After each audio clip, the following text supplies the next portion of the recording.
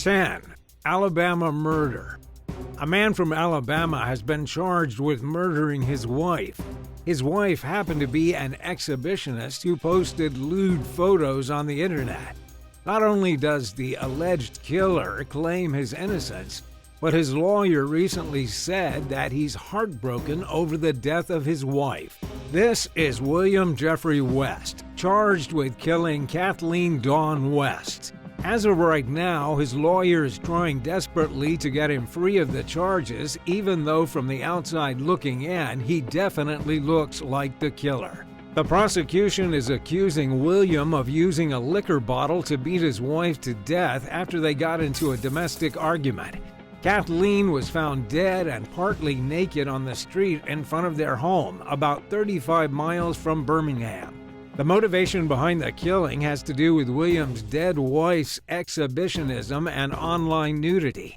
She not only posted risque photographs on social media, but was also part of a paid site where people could send her money to see even more. William knew about what she was doing, and it made him furious with jealousy.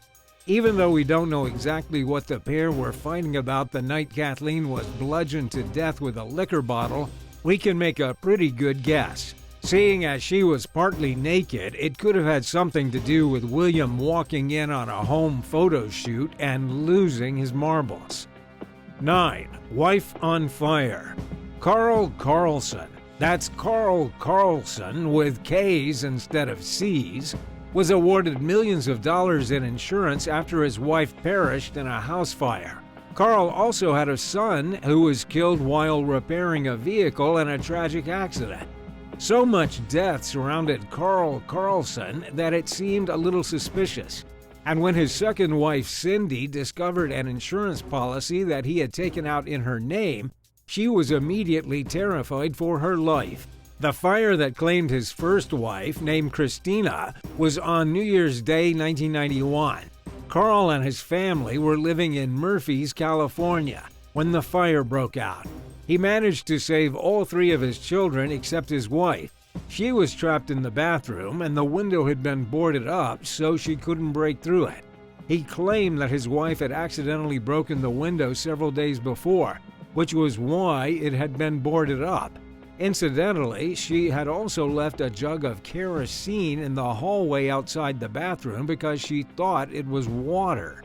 This bucket was knocked over, a faulty electric light ignited the fluid, and Carl walked away with a boatload of cash. That boatload of cash was from the insurance policy that he had taken out literally 20 days before the fire started. In 2008, Carl's son Levi died while doing his dad a favor. He was trying to repair his father's old Chevy pickup truck when the jack broke and the truck crushed Levi to death. Amazingly, his father walked away with over $700,000 in insurance money.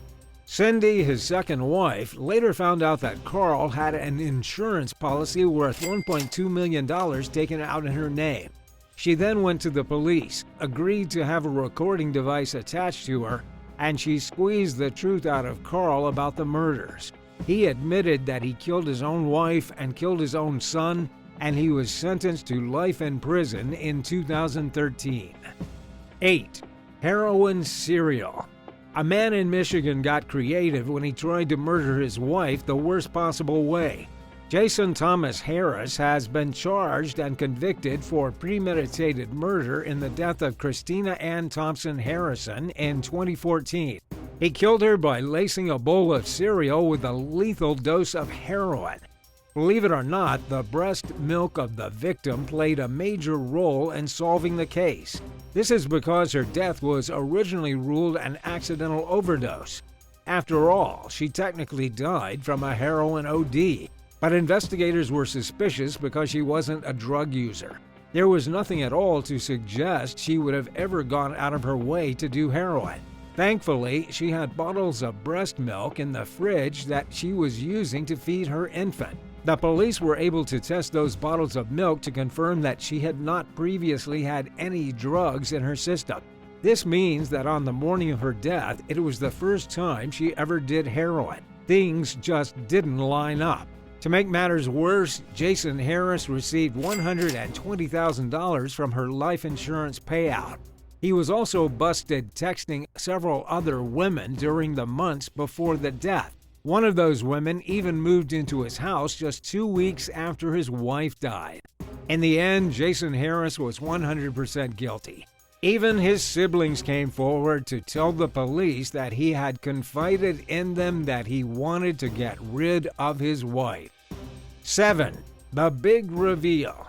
In Singapore, a man stole the cell phone belonging to his estranged wife because he was suspicious that she was having an affair. What he discovered were compromising photographs as well as video recordings. What did he do with these videos and photographs? He posted them on Facebook for everyone to see. According to him, he didn't want others to share his same fate by being cheated on by this woman.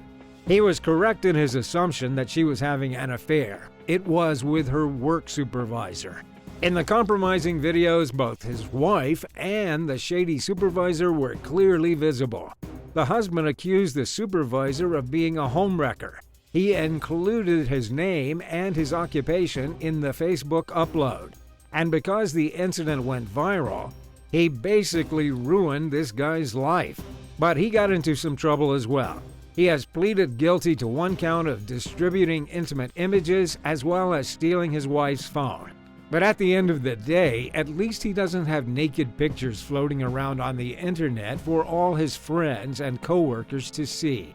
Who do you think is the victim in this case? Was the husband in the wrong for distributing the intimate photographs, or was his wife the villain for doing what she did in the first place?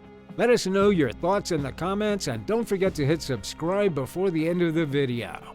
6. The last call.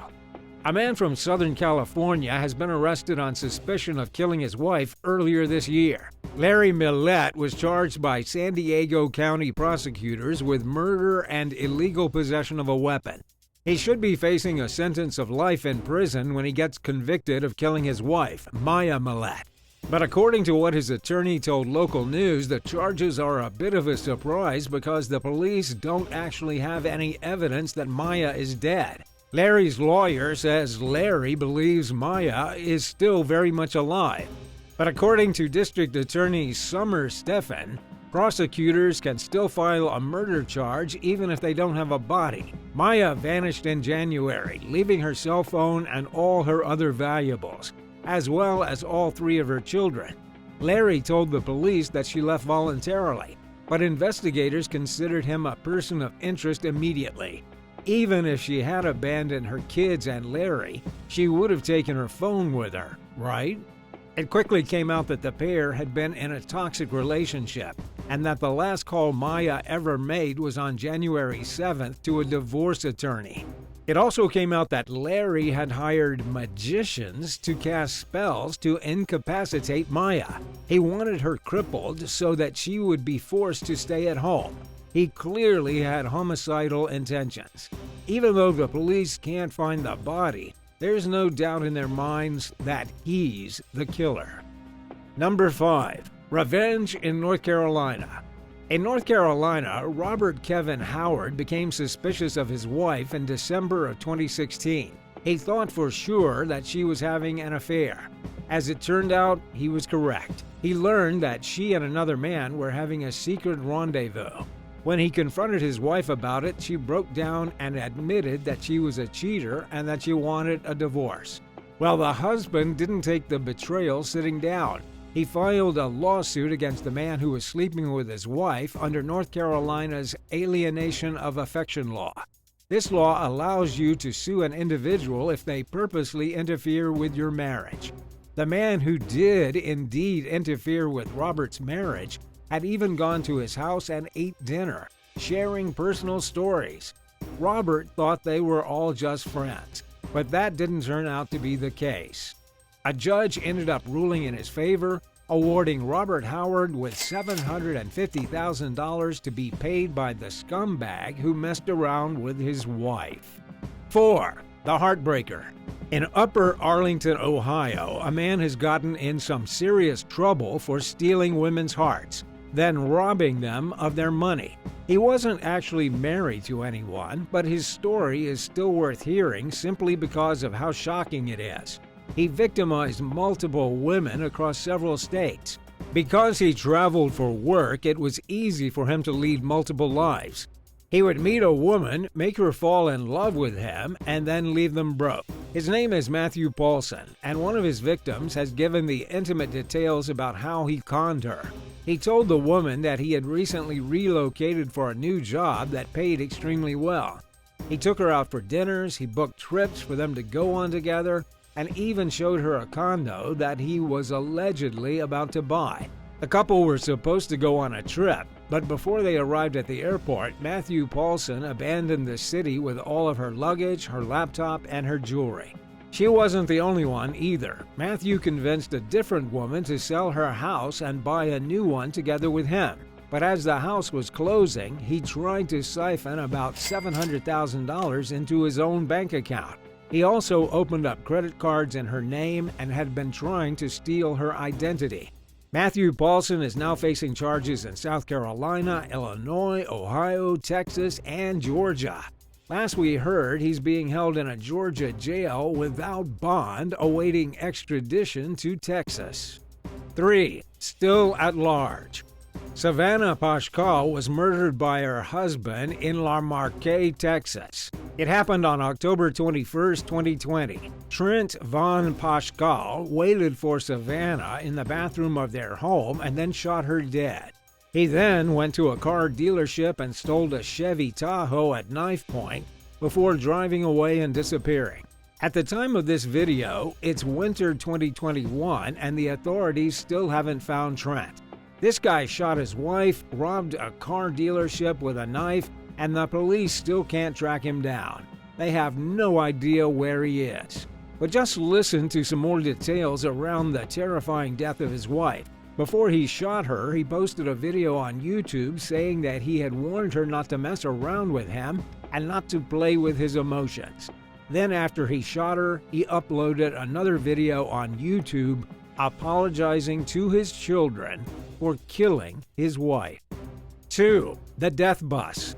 The death of Emily Ferlazzo is one of the most brutal things to have happened in 2021. She was only 22 years old when the police received a report that she was missing. The New Hampshire woman was then discovered dead inside a bus in St. Albans. The bus had been converted into a traveling space by her and her husband, a kind of van living situation so that they could travel and explore the U.S. But dreams of adventure and exploration turned to horror when Emily and her husband, Joseph Ferlazzo, got into an argument and he killed her inside the bus. It was actually Joseph who turned himself into the Vermont State Police. He told detectives that he killed his wife and couldn't take the guilt anymore. When the police found her corpse in the bus, Joseph's account of what happened was confirmed. But in a shocking twist, Joseph has now pleaded not guilty to first-degree murder, despite the fact that he literally confessed to the police. As for how he killed her, Joseph did it with a gun. He had gotten so mad about whatever they argued about that he shot her twice in the head and then tried to cut apart her body to get rid of the evidence. But before he could, he gave up and left her mutilated corpse inside the bus. 1. Off the edge. A man from Colorado has been sentenced to life in prison. The crime was pushing his wife off the edge of a cliff. And yes, he did it on purpose.